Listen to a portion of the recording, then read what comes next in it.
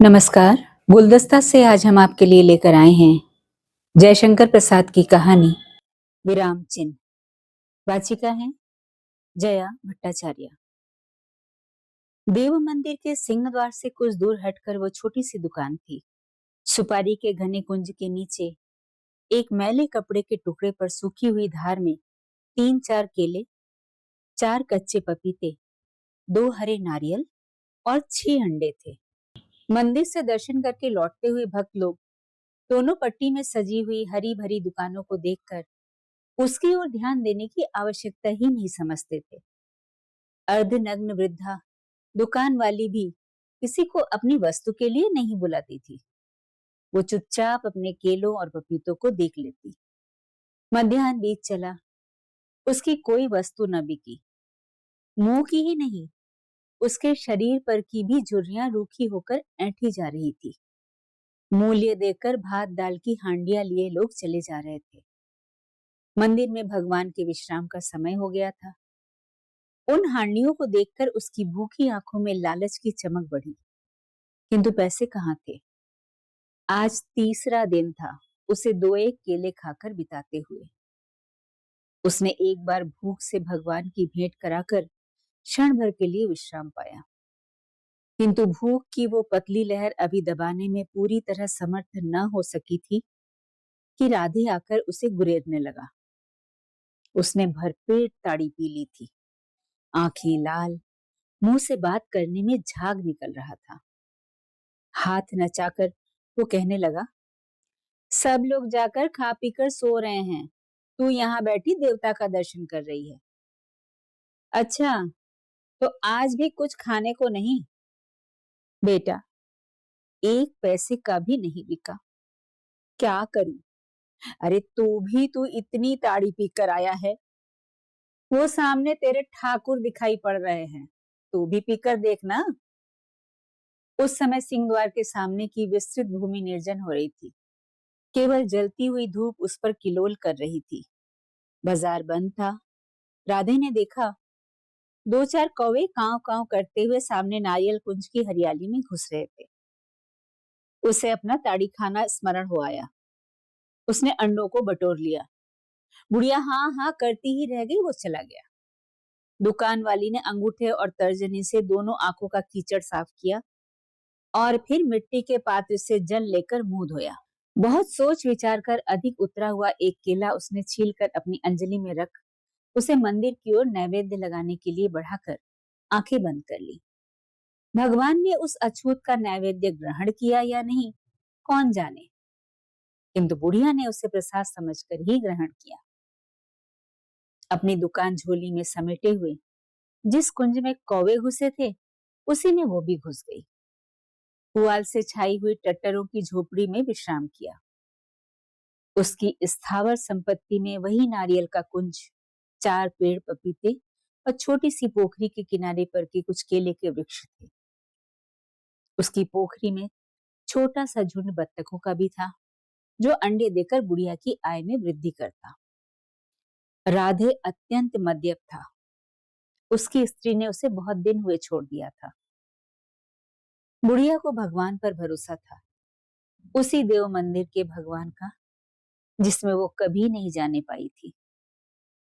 अभी वो विश्राम की झपकी ही लेती थी कि महंत के जमादार कुंज ने कड़े स्वर में पुकारा, राधे, अरे रधवा बोला क्यों नहीं रे?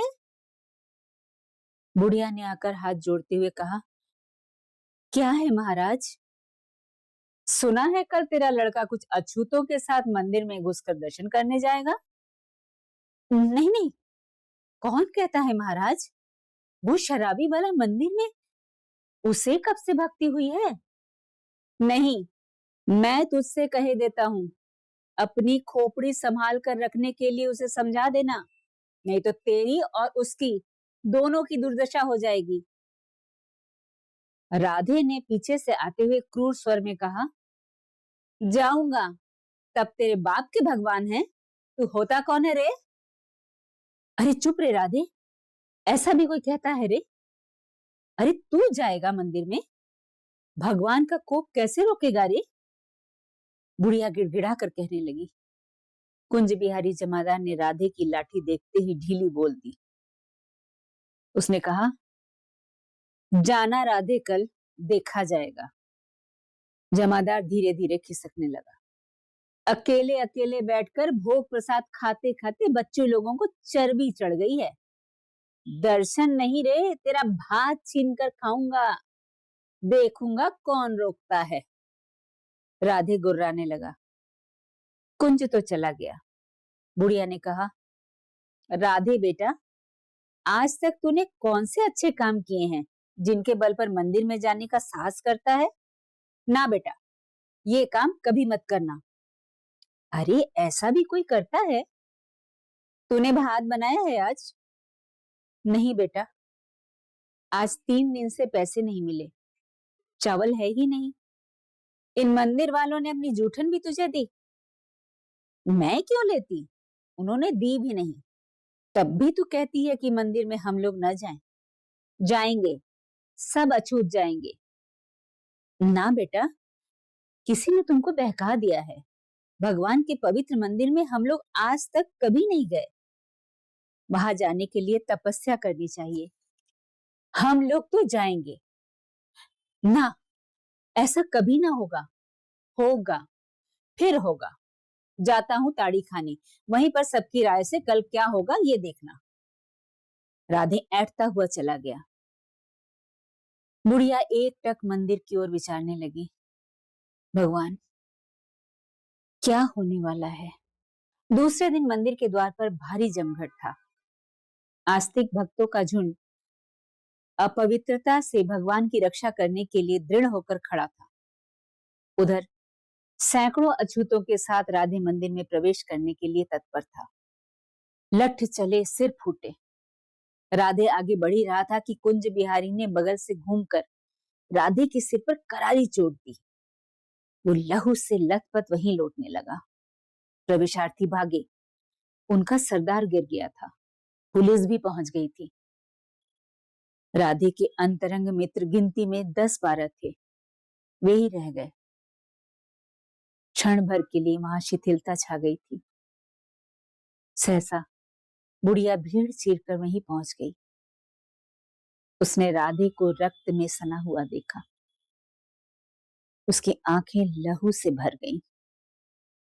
उसने कहा, राधे की लोथ मंदिर में जाएगी। वो अपने निर्बल हाथों से राधे को उठाने लगी।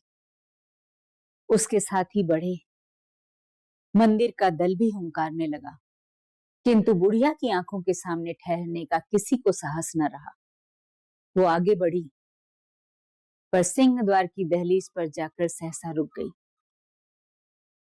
उसकी आंखों की पुतली में जो मूर्ति भंजक छाया चित्र था, वही गलकर बहने लगा।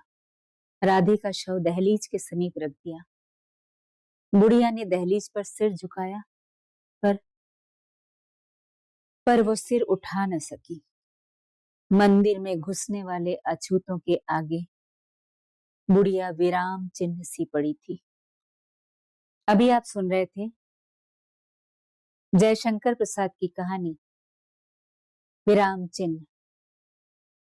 वाचिका थी जया भट्टाचार्य।